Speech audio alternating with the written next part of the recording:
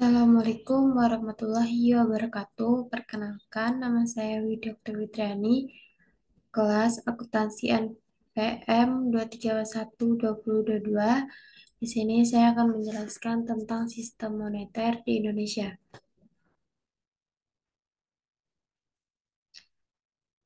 Apa itu sistem moneter? Yaitu kerangka-kerangka kerja yang mengatur peredaran uang, lembaga keuangan yang terkait, dan kebijakan yang dibuat untuk mencapai tujuan ekonomi tertentu. Ini ibarat sistem saraf dalam tubuh ekonomi yang mengatur aliran darah.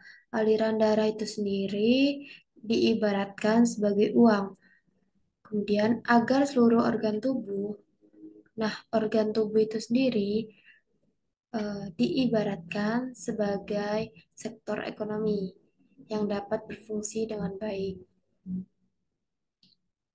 Kemudian, pandangan saya tentang situasi moneter di Indonesia yaitu yang pertama, inflasi. Inflasi di Indonesia masih tergolong tinggi dibandingkan negara-negara lain yang ada di Asia Tenggara. Kemudian harga-harga kebutuhan pokok seperti bahan makanan dan energi terus meningkat. Hal ini dapat menyebabkan daya beli masyarakat menurun dan kemiskinan semakin meningkat. Kemudian nilai tukar rupiah. Nilai tukar terhadap dolar US masih tergolong fluktuatif. Ini dapat membuat importir kesulitan untuk memprediksi biaya impor dan juga dapat membuat investor ragu untuk berinvestasi di Indonesia. Kemudian suku bunga. Bank Indonesia telah menaikkan suku bunga acuan beberapa kali dalam beberapa bulan terakhir maaf, untuk mengatasi inflasi. Kenaikan, kenaikan suku bunga ini dapat membuat kredit menjadi lebih mahal dan dapat menghambat pertumbuhan ekonomi. Kemudian akses keuangan. Akses keuangan di Indonesia masih belum merata.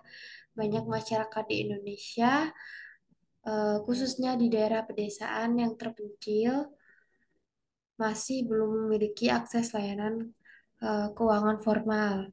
Kemudian digitalisasi. Digitalisasi keuangan di Indonesia berkembang pesat. Hal ini dapat membantu meningkatkan efisiensi dan inklusi keuangan. Kemudian faktor-faktor yang mempengaruhi situasi moneter di Indonesia.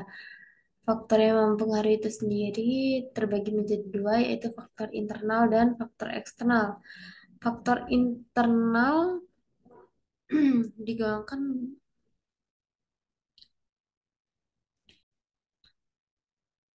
faktor internal yaitu ada kebijakan moneter, kebijakan fiskal, stabilitas politik dan keamanan, pertumbuhan ekonomi, dan inflasi. Kebijakan moneter yaitu kebijakan Bank Indonesia dalam mengendalikan jumlah uang beredar dan suku bunga dapat mempengaruhi inflasi, nilai tukar rupiah, dan pertumbuhan ekonomi. Kemudian kebijakan fiskal yaitu kebijakan pemerintah dalam hal pengeluaran dan pendapatan negara dapat mempengaruhi defisit anggaran, inflasi, dan nilai tukar rupiah. Kemudian stabilitas politik dan keamanan yaitu situasi politik dan keamanan yang stabil dapat meningkatkan kepercayaan investor dan mendorong pertumbuhan ekonomi. Kemudian pertumbuhan ekonomi.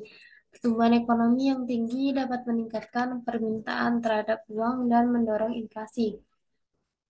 Kemudian yang terakhir, inflasi. Inflasi yang tinggi dapat menyebabkan daya beli masyarakat menurun dan menghambat pertumbuhan ekonomi. Kemudian faktor yang kedua yaitu faktor eksternal.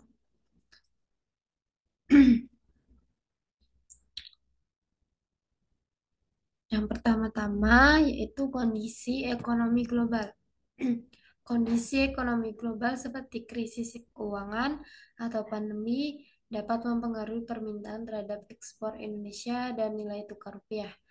Kemudian kebijakan moneter negara lain, terutama Amerika Serikat, dapat mempengaruhi nilai tukar rupiah dan aliran modal ke Indonesia. Kemudian yang ketiga, harga komoditas global. Harga komoditas global seperti minyak mentah dan batu bara dapat mempengaruhi inflasi dan nilai tukar rupiah.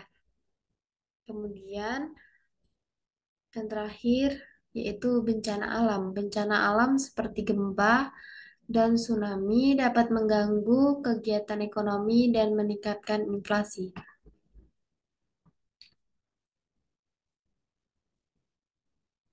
Kemudian itu tadi dari video saya tentang pandangan saya tentang yang em, tentang situasi moneter di Indonesia. Saya akhiri wabillahi taufiq walhidayah. Wassalamualaikum warahmatullahi wabarakatuh.